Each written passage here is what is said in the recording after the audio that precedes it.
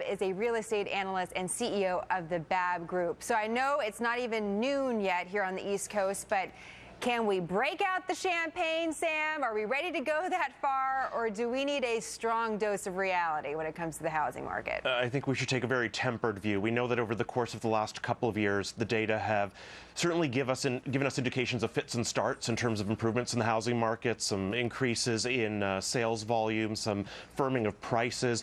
We need to look a little bit deeper and understand that it's still very difficult to qualify for a mortgage, and that is limiting the capacity of young households that drive a lot of the net new demand to actually make their way in to the housing market. And, you know, I think a big part of this is that we've got these modest improvements in the context of 30-year residential mortgage rates that are at historic lows. And we then have to ask the question, how sustainable are these improvements if, on one hand, we have a slowdown in job growth, which is critical to driving demand, but also that we inevitably face the fact that interest rates are going to rise, mortgages are going to get more expensive. It's not clear that it's going to be easier to qualify for those mortgages.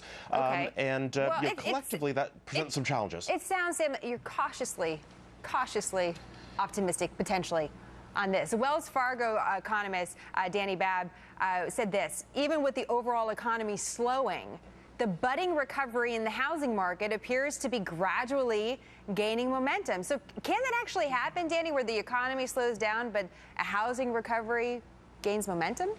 Maybe in some economic theory, but in real life, no. We have so many things that need to happen before we can have a rebound. And we've had so many companies, organizations, news outlets, and analysts call a bottom over the last 6 years, and we haven't had one. Most of the reports look at the top 10 to 20 metro areas. That's not representative of what's going on nationwide. We have more foreclosures happening this year than had even been predicted. Banks are actually starting the process up again. 700,000 foreclosures were moved from last year to this year. 25% of U.S. households are underwater on their mortgage. Something is going to happen to those high-risk homes. Most likely, they're going to hit the market. Well, Dani, one of the real estate reports we were looking at today, Realty Track, says that they are seeing more foreclosures for the month of June. But one of the things that they're also seeing is that there's not a fresh wave of homeowners in distress and missing payments, meaning that the foreclosures that are in the process of happening may be for homes that have been distressed, for a year or more. So is that a good sign? Not so much. There was a moratorium on foreclosures, and the robo-signing scandal hit the banks, and so they really weren't doing anything about all of those homes that were sitting there, but they're starting to now. And we've also got builders who are saying, oh, it's so great, we've got a 26% increase in the number of homes we're building.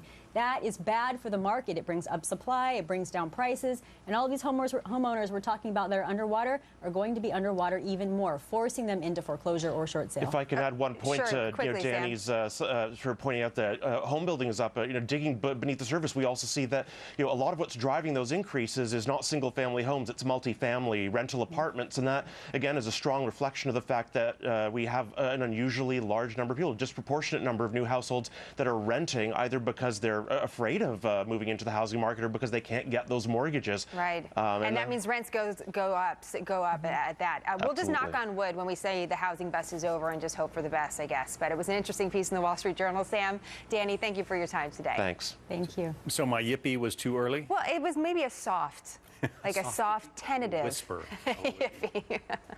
The New York Times today says the Romney campaign, quote, built a reputation during the Republican primaries as tough street fighters skilled in the tactics of political warfare.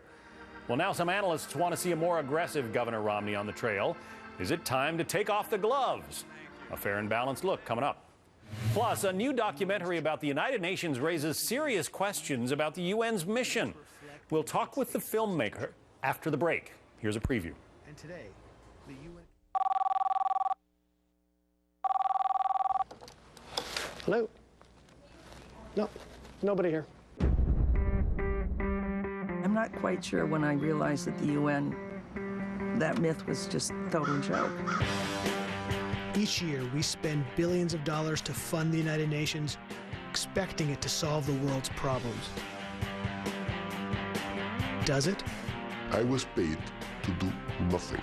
Chief of personnel, he said, enjoy the beach, have beer, go out with the chicks. I saw you at the club last night. You're awesome, dude.